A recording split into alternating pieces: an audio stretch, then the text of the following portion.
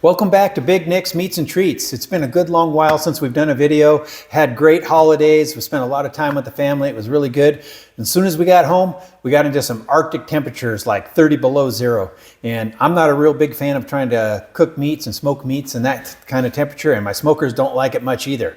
So today we're going to focus on doing a smoked whole chicken.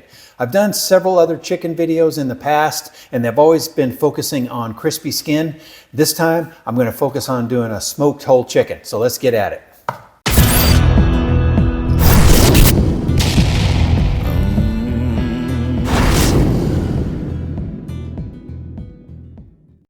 Okay, to start off this smoked chicken, I'm going to brine it and I'm going to spatchcock it. A couple things on that.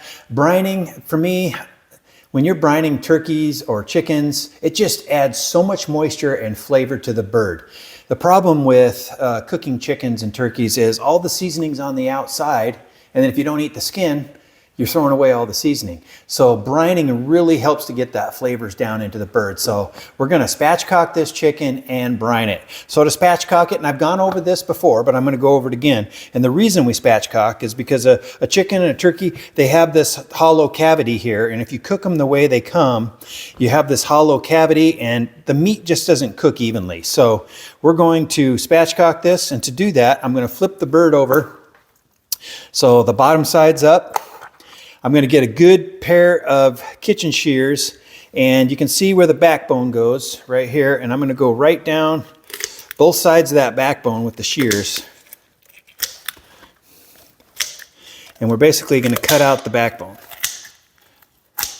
And you need a really good pair of kitchen shears here. I got these on the Amazon, and they work pretty good.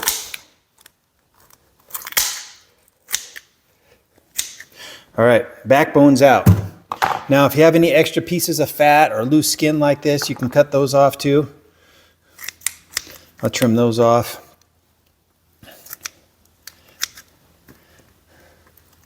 They're just going to be in the way. And then the next thing we need to do is we're going to flip this bird back over so it's right side up. Open the thighs up just like I did there, and you'll see how it's got a big hump here where the breast is. I'm going to put my hands over the top of that, right where the wishbone is on the chicken, and I'm going to put some weight down on that. And you'll hear it crack, and that'll flatten the bird out. And what that does is allow the bird to all cook evenly. And you can tuck these wings under if you want. I usually just leave them like this. And the next thing we're going to do is get the brine ready to go, and we're going to put this chicken in the brine. We'll see in a bit. All right, let's go ahead and start making that brine. And like I mentioned before, the reason behind the brine is to add moisture and flavor, because a lot of people just pull the skin off, so then all the seasonings are gone. So we're going to want to put some flavor in. So the first thing I'm going to do is I'm going to take a half a gallon of apple juice.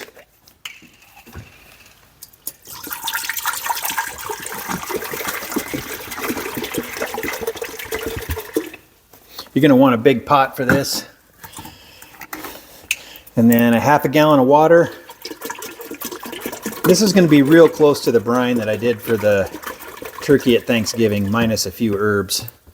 Okay. 3/4 of a cup of kosher salt. 3/4 of a cup of brown sugar. I always do equal parts salt and sugar on the brines. I did 2 tablespoons of whole peppercorns and 2 bay leaves. And then I took 2 orange slices, 2 lemon slices, and 2 lime slices, and then cut them in half. And I'm going to put that in there. And then we're going to go ahead and fire this baby up, and we want to get this to a simmer. And that'll take several minutes. We'll get it to a simmer, and once it gets to a simmer and all the salt and sugar is dissolved, then I'll put it in the refrigerator. And then we're not putting the chicken in the brine until tomorrow morning, because I only want the chicken in the brine for about 8 hours so it doesn't get too salty. So I'm going to bring this up to a simmer, put it in the fridge, and we'll see you tomorrow morning. Good morning, everyone. It's the next day. I've had the brine in the refrigerator overnight. I've had the chicken that I spatchcocked in the refrigerator overnight, and now I'm going to add the brine to the chicken. I have one of these brining buckets, and I'm probably going to brine this for about 6 to 8 hours in the brining bucket. You want to get all those spices down in there. And On the chicken, 6 to 8 hours is probably fine. And then we will season it and get it ready to go on the smoker. So we'll see you in about 6 hours. Okay, our chicken's been in the brine now for about 6 hours. The next thing we need to do is take that chicken out of the brine and rinse off all the brine so it's not too salty. So I'm just gonna rinse it off under cold water and get as much of that brine off as we can.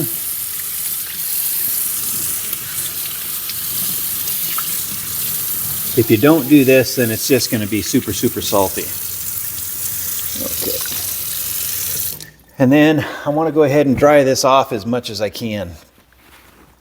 I don't have any fascinations about being able to get super crispy skin when I'm cooking it at a low temperature for smoke, but I'm going to go ahead and dry the skin off and spray it with Pam like I normally would anyway, in hopes that it might get a little bit crispy.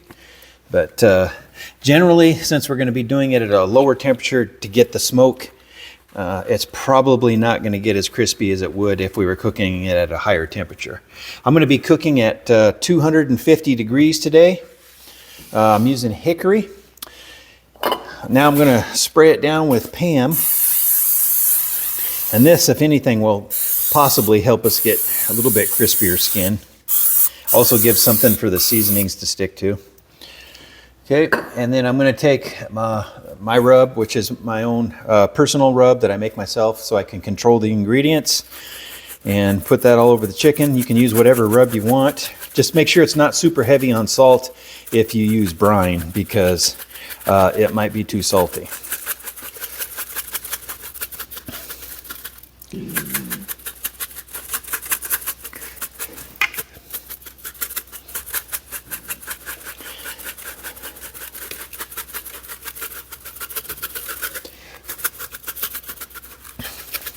In this particular case, I'm going to go ahead and flip it over and get the other side also.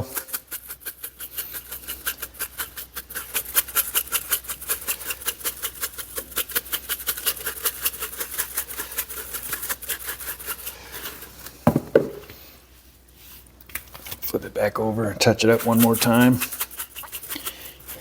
Make sure you rinse off your seasoning jug if you touch the chicken and then go back to the jug so you don't have chicken all over your seasoning jug.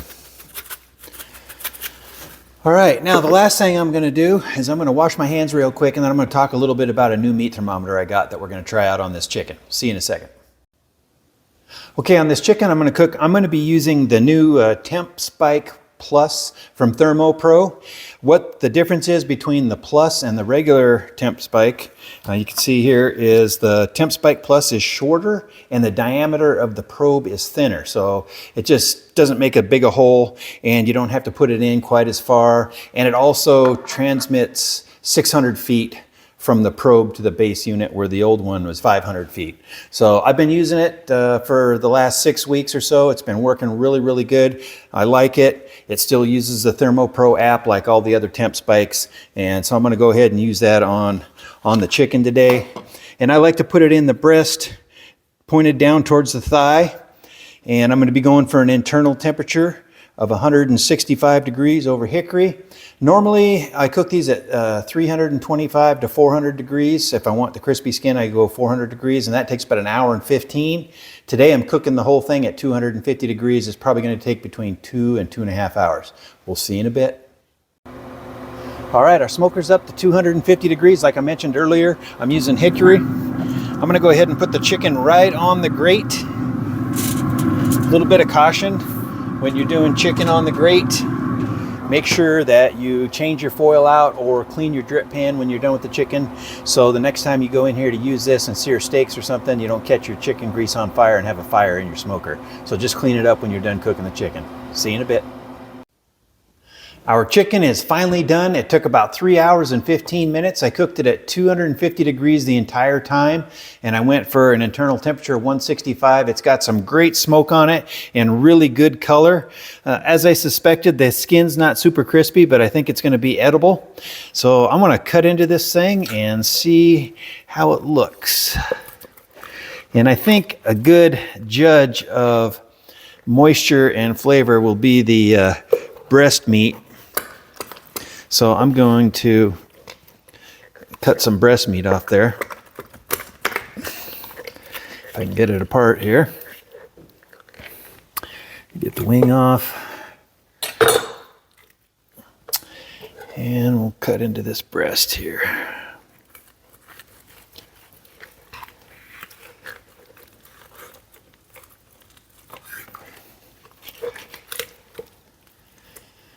Get a few slices off of here.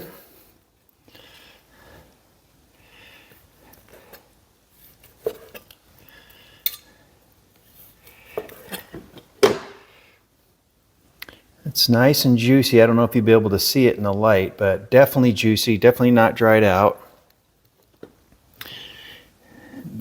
Really juicy. And you can see in here too how much juice is in the breast area. And that's what the brine does for you, which is really good.